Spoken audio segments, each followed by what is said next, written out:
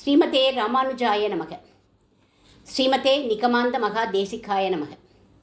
ஞானானந்தமயம் தேவம் நிர்மலஸ்படிகாகிருதிம் ஆதாரம் சர்வவித்யானாம் ஹயக்ரீவம் உபாஸ்மஹே.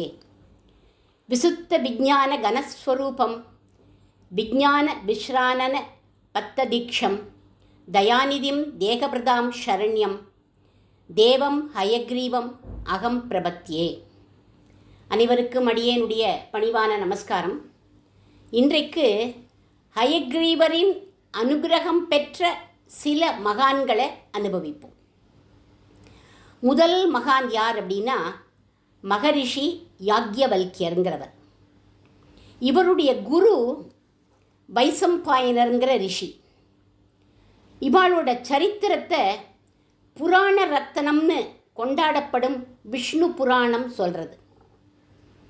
எதையுமே நான் அந்த ரெஃபரன்ஸோடு தான் சொல்லுவேன். நானாக என்னுடைய கட்டுக்கதை கிடையாது. இதெல்லாம் எல்லா ரிஷிகளும் ஒன்று கூடி ஒரு கூட்டம் நடத்தினாலாம். அந்த கூட்டத்துக்கு கம்பல்சரி எல்லாரும் வரணும் அப்படின்னு சொன்னார்கள். அப்படி வராதவாளுக்கு பிரம்மஹத்தி தோஷம் வந்துடும் அப்படின்னு விட்டா. அப்படிலாம் சொல்லிட்டா என்னோடய சத்சங்கத்துக்கெலாம் யாருமே வரமாட்டா. பிரம்மஹத்தி தோஷம்னா என்ன அப்படின்னா, ஒரு உண்மையான பிராமணனுக்கு ஏதாவது தீங்கு ஏற்படுத்தினாலோ, உண்மையான பிராமணன், அதே மாதிரி அந்த பிராமணனை கொன்னாலோ சாகடிச்சாலோ வரும் பாபம்தான் பிரம்மஹத்தி தோஷம் அப்படின்னு சொல்வான். இந்த வைசம்பாயன ரிஷிக்கு உண்மையாகவே வேறு வேலை வந்துடுத்து. இவரால் அந்த கூட்டத்துக்கு போக முடியல. அதனால் இவருக்கு பிரம்மஹத்தி தோஷம் வந்துடுத்தான். இந்த தோஷம் நீங்கிறதுக்காக இவர் என்ன பண்ணினார், தன்னுடைய சிஷ்யர்கள் எல்லாரையும் கூப்பிட்டார். நீங்கள்லாம் எனக்காக ஒரு பிராயச்சித்த யாகம் பண்ணுங்கோ அப்படின்னு சொன்னார், இந்த பிரம்மஹத்தி தோஷம் போகணுங்கிறதுக்காக. அந்த சமயம் ஒரு சிஷ்யர் யாக்ஞவல்கியர் அப்படிங்கிறவர் சொன்னார், எதுக்காக சுவாமி எல்லா சிஷ்யாலையும் கஷ்டப்படுத்தணும்? நான் ஒத்தன் பிராயச்சித்தம் யாகம் பண்ணுறேன். என்னுடைய அந்த தபஸுக்கு உங்களுக்கு ஏற்பட்ட எல்லா தோஷமும் நீங்கிடும் அப்படின்னு சொன்னான். இவர் பாவம் நல்ல எண்ணத்தில் தான் சொன்னார். நான் ஒத்தனே ஆச்சாரியனுக்காக கைங்கரியம் பண்ணிடுறேன், எல்லாரும் கஷ்டப்பட வேண்டாம்னு சொல்கிறத, அந்த டோன்னு ஒன்று இருக்கு இல்லையா, அந்த டோன் எப்படி இருக்கணும், சப்மிசிவாக பேசணும். அப்படி சொல்லாமல் இதெல்லாம் எல்லாரும் ஏன் பண்ணணும், நான் ஒத்தம் பண்ணால் போராதா அப்படின்னு விட்டார். இவருடைய இந்த வார்த்தை, அந்த டோன், அதை கேட்டு அந்த வைசம்பாயனருக்கு கோபம் வந்துடுத்து. மனதளவில் இவர் நல்லதாக தான் சொன்னார், ஆனால் சொல்கிற அந்த டோன் கொஞ்சம் தப்பாக போயிடுது. உனக்கு என்னடா அவ்வளவு அகங்காரம், மற்றவாள்லாம் ஒன்றும் இல்லை, நீ தான் ரொம்ப ஒசத்திங்கிற மாதிரி பேசுகிறியே அப்படின்னு கோச்சுண்டார். என்ன வார்த்தை பேசுகிறோங்கிறத விட என்ன டோனில் பேசுகிறோங்கிறது தான் ரொம்ப ரொம்ப முக்கியம். நல்ல எண்ணத்தில் தான் அவர் சொன்னார், ஆனால் சொன்ன விதம் சரியா இல்லையே. உடனே ஆச்சாரியன் சொன்னார், இவ்வளவு ஆணவம் உள்ளவன் என்னுடைய சிஷியனாக இருக்க லாயக்கே இல்லை, வெளியில் போடா அப்படின்னு விட்டார். ஆனால் என்னோட குருகுலத்தை விட்டு நீ போகிறதுக்கு முன்னாடி எங்கிட்ட நீ கத்துண்ட அந்த வேதத்தை வாந்தி எடுத்துட்டு போ அப்படின்னு விட்டார் இவர். இவரும் திரும்ப கொடுத்துட்டு போன்னு சொல்லலை, அந்த அர்த்தம்தான். ஆனால் என்ன வார்த்தையை சொல்லிட்டார், வாந்தி எடுத்துட்டு போ அப்படின்னு சொல்லிட்டார். யாக்ஞவல்கியர் லிட்ரலாகவே வாந்தி எடுத்தார். ரத்தத்தோட கலந்து எல்லா வேதங்களும் துண்டு துண்டாக வந்து கீழே விழுந்துடுத்து. இவர் கத்துண்டது என்ன வேதம் தெரியுமா, யஜுர் வேதம்.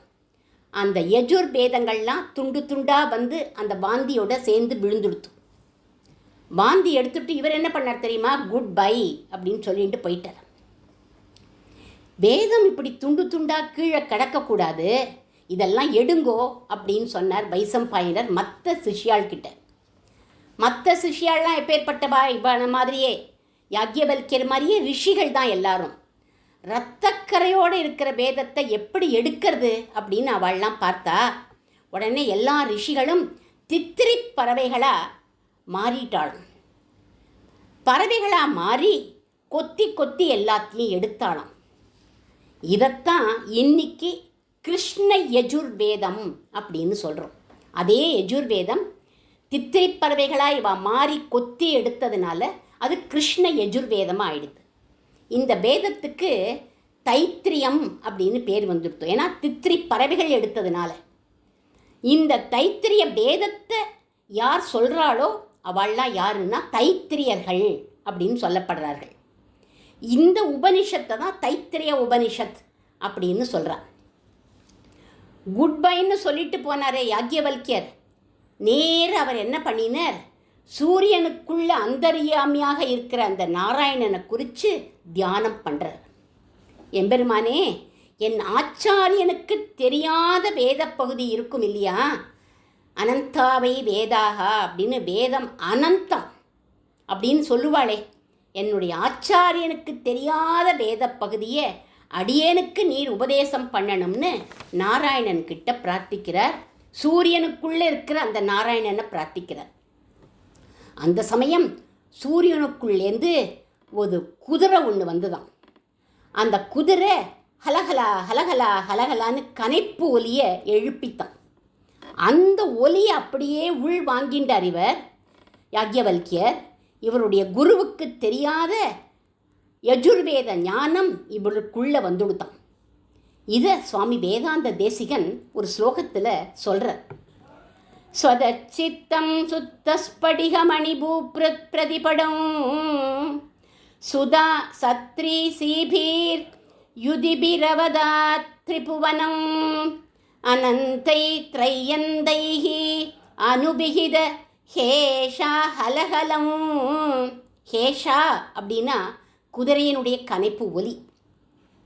ஹேஷா ஹலஹலம் ஹதா சேஷாவத்யம் ஹயவதனம் ஈடி மகிமக. இதில் அவர் சொல்கிறார், சூரியனுக்குள்ளேந்து நாராயணன் ஹயக்ரீவராய் எழும்பினான். அந்த ஹலஹல ஒலியை உள்வாங்கின்றார் யாக்ஞவல்கியர். அந்த ஒலிதான் சுக்ல யஜுர்வேதம்னு உருவாச்சு.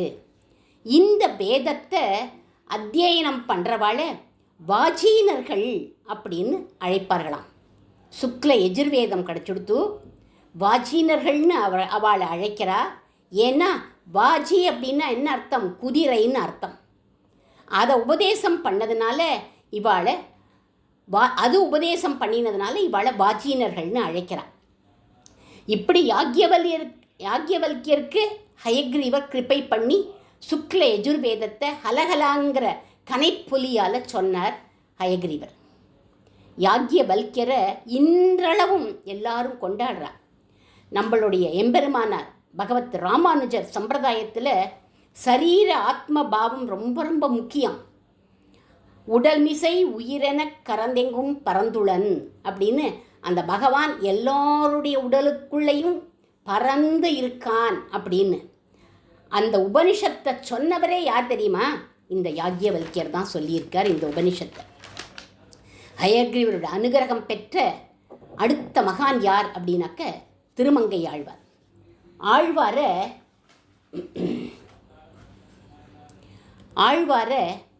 திருமங்கை ஆழ்வாரை 4 கவி பெருமாள் அப்படின்னு எல்லாரும் கொண்டாடுவார். 4 கவின்னா என்ன அர்த்தம் அப்படின்னா ஆசு கவி. ஆசு கவினா விரைந்து பாடிடுவார், கவி பாடிடுவார். விஸ்தார கவி. விஸ்தார கவினா பெருசாக விஸ்தாரமாக கவி பாடுறது. மதுர கவி, அப்படி பாடினாலும் அது ரொம்ப மதுரமாக இனிமையாக இருக்குமா. சித்திரக்கவி, சித்திரம் போன்று தேர் வடிவத்தில் அமைச்சிருக்கார் பாசுரங்களை. அந்த பாசுரத்துக்கு திருவழுக்கூற்றிருக்கேன்னே பேர். தேர் வடிவத்தில் இருக்கும் அது. இப்படி இவர் 4 கவி பெருமாள்னு போற்றப்பட்டார் அப்படின்னா அது யாரால, ஹயக்ரீவருடைய அனுகிரகத்தால் தான் அப்படின்னு அவரே சொல்லிக்கிறார். ஹயக்ரீவருக்கு தமிழாக்கம் சொல்லியிருக்கார். என்ன தமிழாக்கம் ஹயக்ரீவருக்குன்னா பரிமுகன் அப்படின்னு. தன்னுடைய பெரிய திருமொழி பாசுரத்தில் வசையில் நான்மறை கெடுத்த அம்மலர் அயர்க்கு அருளி முன் பரிமுகமாய் இசைக்குள் வேதநூல் என்றிவை பயத்தவனே எனக்கு அருள் புரியே. வேதநூலை மீட்டு கொடுத்த பரிமுகனே எனக்கு நீ கிருப பண்ணு, அருள் புரி அப்படிங்கிறார் திருமங்கை ஆழ்வார் இந்த பாசுரத்தில்.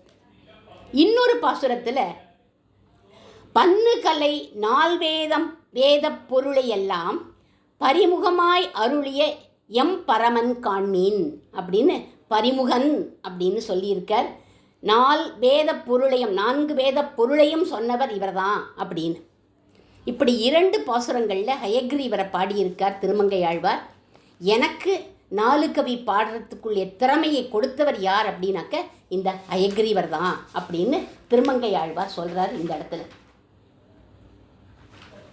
அடுத்ததா மகான் ஆளவந்தார் அப்படிங்கிற வைஷ்ணவ ஆச்சாரியன். இவர் ராமானுஜருக்கு ஆச்சாரியன். ஸ்துதிகளுக்குள் சிறந்த ஸ்துதி எதுன்னா சோஸ்திர ரத்னம் அப்படிங்கிற ஸ்துதி. அதை இவர் தான் பாடியிருக்கார், இவர் தான் இயற்றியிருக்கார். அதில் அந்த சோஸ்திர ரத்னத்தில் எடுத்த எடுப்பிலேயே ஹயக்ரீவரைத்தான் இவர் சோஸ்திரம் பண்ணுறார். எப்படி பண்ணுறாருன்னா, தஸ்மை நமோ மதுஜித் அங்கிரி சரோஜ அப்படின்னு ஆரம்பிக்கிறார். மதுஜித் அப்படின்னா மது கைடவர்கள்னு அர்த்தம். இவர்களை அழித்த பெருமாள்னு ஹயக்ரீவரைத்தான் இவர் கொண்டாடுறார். இவருடைய அருளால்தான் அடியேன் சித்தித்ரயம் போன்ற கிரந்தங்களை சாதிச்சேன் அப்படிங்கிறது. சித்தித்ரயங்கிற ஆளவந்தாருடைய கிரந்தம் ரொம்ப விசேஷம், எல்லாரும் ரொம்ப கொண்டாடுவா. அதை நான் எப்படி பண்ணினேன்னா ஹயக்ரீவர் அனுகிரகனால்தான் அப்படிங்கிறார். ஹயக்ரீவர் அருளை பெற்ற மகான் இவர். அடுத்த மகான் யார் அப்படின்னா எம்பெருமானார் பகவத் ராமானுஜர். இவருடைய பரமாச்சாரியன் தான் ஆளவந்தார்னு பார்த்தோம். ஆளவந்தாரின் கனவை நிறைவேற்றினார் நம்ம ராமானுஜர். என்ன கனவு அப்படின்னா, வியாசர் அருளின பிரம்மசூத்திரத்துக்கு வியாக்கியானம் அருளணும் அப்படின்னு அவர் கனவு கண்டார். அதை இவர் நிறைவேற்றினார். அதை ராமானுஜர் பாஷ்யம் அருளிட்டார். அந்த பிரம்மசூத்திர பாஷ்யத்தை எடுத்துட்டு நேர அப்ரூவல் வாங்கணும். யார்கிட்ட அப்படின்னாக்கா சரஸ்வதி தேவி கிட்ட. அதை எடுத்துட்டு எங்கே போனார்னா காஷ்மீரம் போனார். அங்கே சாரதா பீடம்னு ஒன்று இருக்குது. அந்த இடத்துல போய் அங்கீகாரம் வாங்கணும். அதை பெறணும்னு அதை எடுத்துகிட்டு போனார் அந்த பாஷ்யத்தை. சாரதா பீடத்தில் எழுந்துருளி இருக்கும் சரஸ்வதி தேவி இந்த பிரம்மசூத்திர பாஷ்யத்தை படித்தா உடனே தன்னோட தலையில் வச்சுட்டு இதுக்கு ஸ்ரீபாஷ்யம் அப்படின்னு பெயரை சூட்டிட்டா. அவள் தான் சூட்டினா. அதுக்கு முன்னாடி வெறும் பாஷ்யம் தான் இருந்தது.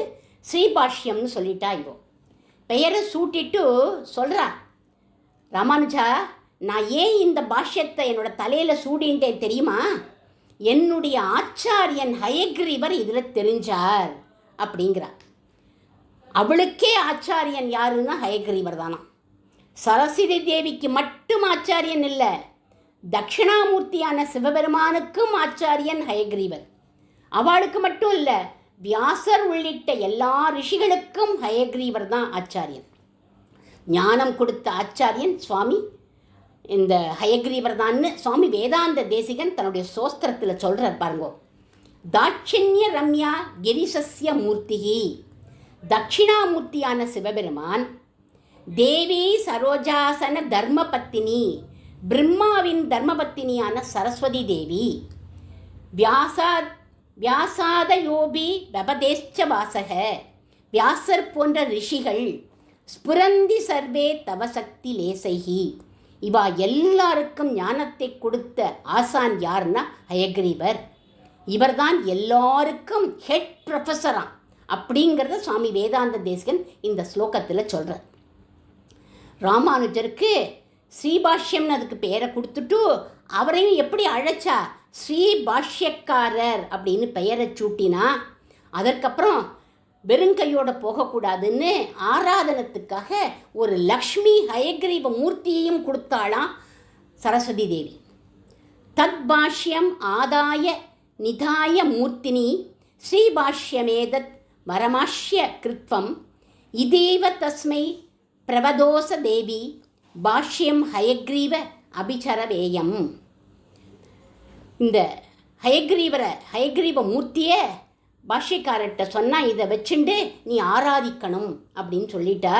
குரு பரம்பரையில் இது இருக்குது. அவர் அதை வச்சுண்டு ஆராதிச்சிருக்கார். இவருக்கப்புறம் அந்த விக்கிரகம் சுவாமி வேதாந்த தேசிகருக்கு கொடுக்கப்பட்டது. அவரும் அதை வச்சுட்டு ஆராதிச்ச.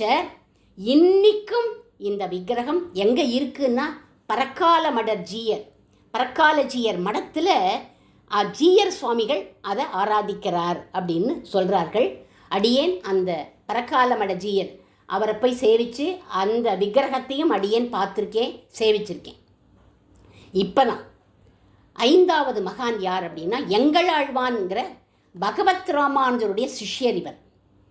தினவு அடங்கச் சொல்வான் திருவெள்ளரை சோழியன் அப்படின்னு இவரை எல்லாரும் கொண்டாடுவா. அது என்ன தினவு அடங்கச் சொல்வான், அவ்வளவு அடங்கி போயிடும். அவரதை கேட்டால் நமக்கு திருவெள்ளரை சோழியன்னா திருவெள்ளரைங்கிற ஊரில் இவர் அவதாரம் பண்ணார். அப்பேற்பட்டவர் இவர். ரொம்ப கெட்டிக்காரர் வியாக்கியானத்தில். ஸ்ரீபாஷ்யத்துக்கு யாராலேயுமே வியாக்கியானம் அருள முடியாது, ஆனால் இவர் அருளியிருக்கார்.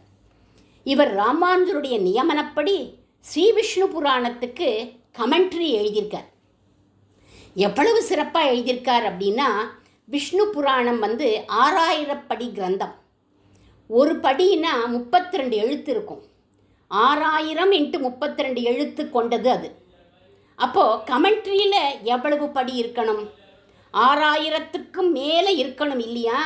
ஆனால் அவ்வளவு இல்லையா, 4000 படி தான் இருந்துதான். அதாவது மெயின் டெக்ஸ்ட்டை விட கமெண்டரி ஷார்ட்டாக இருந்தது. அவ்வளவு கிறிஸ்பாக பண்ணினார் இவர். இதை கொண்டாடாதவாளையே கிடையாது. விஷ்ணு புராணம் புரியணும் அப்படின்னா இவருடைய கமெண்ட்ரியை படித்தாத்தான் எல்லாருக்கும் புரியும். இப்படி சிறப்பாக நான் கமெண்ட்ரி எழுதியிருக்கேன்னா அதுக்கு யார் காரணம் அப்படின்னு இவரே சொல்கிறார். ஹயக்ரீவர் தான் முதல் காரணம்னு சொல்லி முதல் மங்கள ஸ்லோகத்தில் அவரை சொல்கிறார். விதேஷ்ச விதுஷாம் இஷ்டதாயினே தாக்ஷியாயினே நமஸ்துரகதுண்டாய ஸ்வாத்மனே ஜகதாத்மனே அப்படின்னு ஹயக்ரீவரை வணங்கி ஆரம்பிக்கிறார். விதேஷ்ச விதுஷாம், விதிங்கிற பிரம்மாக்கும், நான் போன தடவையே சொன்னேன், பிரம்மாக்கு விதின்னு ஒரு பேர் உண்டு. எல்லாருடைய விதியையும் நிர்ணயம் பண்ணக்கூடியவர் அவர்.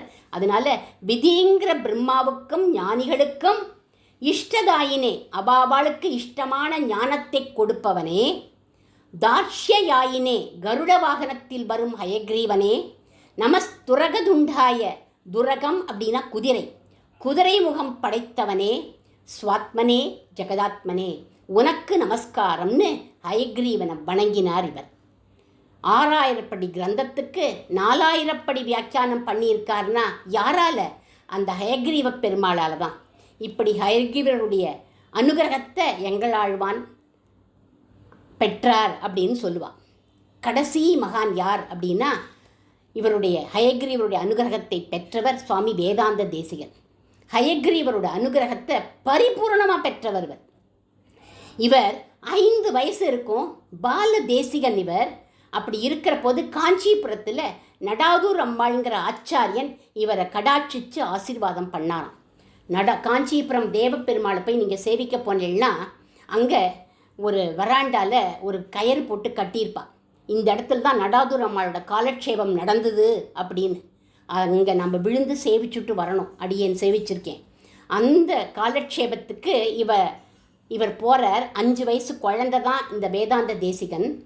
அப்போது இவரை பார்த்துட்டு அவர் கடாட்சம் பண்ணாராம். கடாட்சம் பண்ணி ஒரு ஸ்லோகம் சொல்கிறார். என்ன ஸ்லோகம் பாருங்கோ. பிரதிஷ்டாபித வேதாந்தக பிரதிக்ஷிப்த பகிர்மதக பூயாத்வை வித்யமானிஸ்வம் பூரி கல்யாண பாஜனம். என்ன அர்த்தம் இதுக்கு அப்படின்னா, உத்தமமான வேதாந்தத்தை இந்த 5 வயசு குழந்தை ஸ்தாபிதம் பண்ண போகிறான்னு ஆசீர்வாதம் பண்ணிட்டார். அதுக்கப்புறம் தன்னுடைய சிஷ்யர் அப்புள்ளாரை அழைச்சி, நான் உனக்கு கருட மந்திரம் உபதேசம் பண்ணியிருக்கேன் இல்லையா, அந்த மந்திரத்தை இந்த குழந்தைக்கு சொல்லிக்கொடு அப்படின்னாராம். அப்புள்ளார் யார் அப்படின்னாக்க இவருடைய சிஷ்யர், அதே சமயத்தில் நம்ம வேதாந்த தேசிகனுடைய மாமா. கருட மந்திர உபதேசம் பெற்றப்புறம் தேசிகன் என்ன பண்ணினார், நேர திருவகீந்திரபுரத்தில் போய் ஔஷதகிரி மலையில் உட்காண்டு பல நாளைக்கு தியானம் பண்ணினார். கருட பகவான் காட்சி கொடுத்துட்டான். அவர் ஹயக்ரீவ மந்திரத்தை இவருக்கு அருளினர்.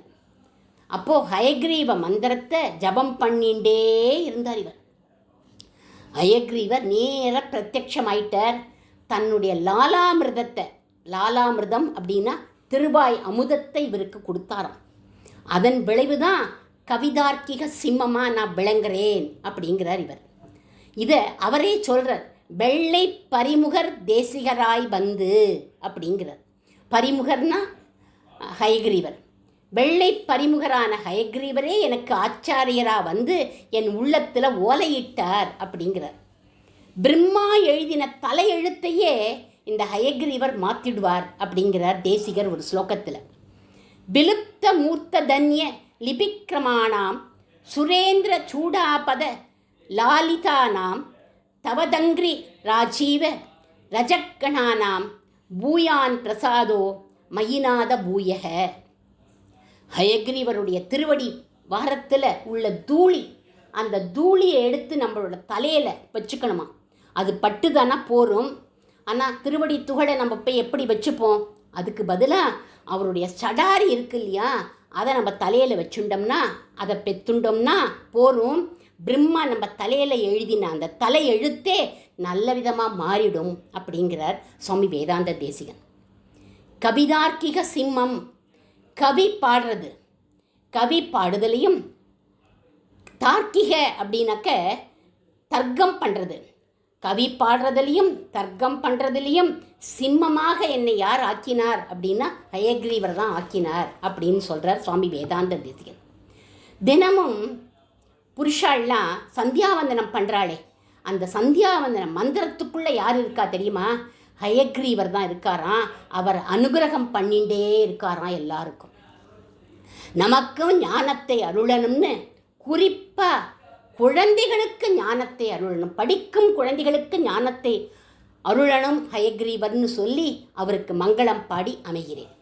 அசேத வேத ரூபாய அசேஷ வேத ரூபாய யதார்த்த ஞானதாயினே வித்யாலக்ஷ்மி சமேதாய வாஜிபக்திராய மங்களம். கவிதார்க்கிக சிம்மாய கல்யாண குணசாலினே ஸ்ரீமதே வெங்கடேசாய வேதாந்த குரவே நமக.